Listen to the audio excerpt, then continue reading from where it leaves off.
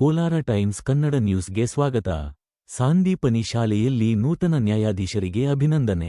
ಬಂಗಾರಪೇಟೆ ಪಟ್ಟಣದ ಸಾಂದೀಪನಿ ಶಾಲೆಯಲ್ಲಿ ನಡೆದ ಅಭಿನಂದನಾ ಸಮಾರಂಭದಲ್ಲಿ ಮುಖ್ಯ ಶಿಕ್ಷಕಿ ಸುಜಾತಾ ಅವರು, ಶಿಕ್ಷಣ ಮತ್ತು ಪರಿಶ್ರಮವೇ ಯಶಸ್ಸಿನ ದಾರಿ ಎಂಬುದಕ್ಕೆ ನಮ್ಮ ಶಾಲೆಯಲ್ಲಿ ವ್ಯಾಸಂಗ ಮಾಡಿ ಇಂದು ಸಿವಿಲ್ ನ್ಯಾಯಾಧೀಶೆಯಾಗಿ ಆಯ್ಕೆಯಾಗಿರುವ ಎನ್.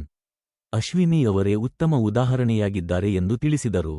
2003ರಿಂದ 04ನೇ ಸಾಲಿನಲ್ಲಿ 8ನೇ ತರಗತಿಯಿಂದ 10ನೇ ತರಗತಿಯವರೆಗೆ ವ್ಯಾಸಂಗ ಮಾಡಿದ ಅಶ್ವಿನಿ, ಇಂದು ಶಾಲೆಗೆ ಹಾಗೂ ತಾಲೂಕಿಗೆ ಕೀರ್ತಿ ತಂದಿದ್ದಾರೆ ಎಂದು ಅವರು ಶ್ಲಾಘಿಸಿದರು.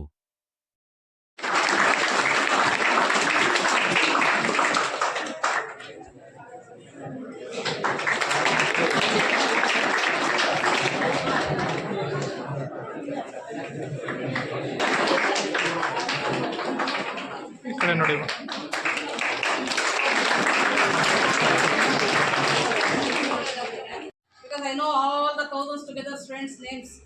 I asked her what is name of her Miss. She said Ashwini from Kilpappa. So suddenly I identified her face. Her face only is coming in front of my face. Understanding?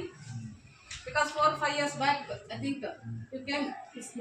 So all the students get together party they are arranging in our school. At the time she attended and she said I am doing LLB, madam. I wished her. So finally once I listening that name, I comes to know, oh, she is only. I am very happy, Ashwini. And ನಿಮಗೆ ತುಂಬ ನಮಸ್ಕಾರ. ನಿಮ್ಮ ಕೋಆಪರೇಷನ್ನು ಇಲ್ಲ ಅಂದರೆ ಈ ಹುಡುಗಿ ಈವರೆಗೂ ಬೆಳೆಯಲ್ಲ. ಅದ್ರ ಜೊತೆಗೆ ಸರ್ ಅವರು ಲಾಯರ್ ಅಂತೆ, ಈಗ ಗೊತ್ತಾಯಿತು. ಸರ್ ನಿಮ್ಮ ಹೆಲ್ಪಿಂಗು ನಿಮ್ಮ ನಿಮಗೆ ನೀವು ಹುಷಾರು ಮಾಡಿ ನಿಮಗಿಂತ ಮುಂಚೆನೇ ಒಂದು ಹೆಜ್ಜೆ ಮುಂದೆ ಹೋಗಿದೆ. Okay, thank you so much sir. ನಿಮಗೂ ಕೂಡ ಅದೇ ಅವ್ರು ಸರ್ ಹೆಲ್ಪ್ ಮಾಡ್ಕೊಂಡು ಅದ್ರ ಮುಂದೆ ಕೊಂಡ್ಬಿಡಿ.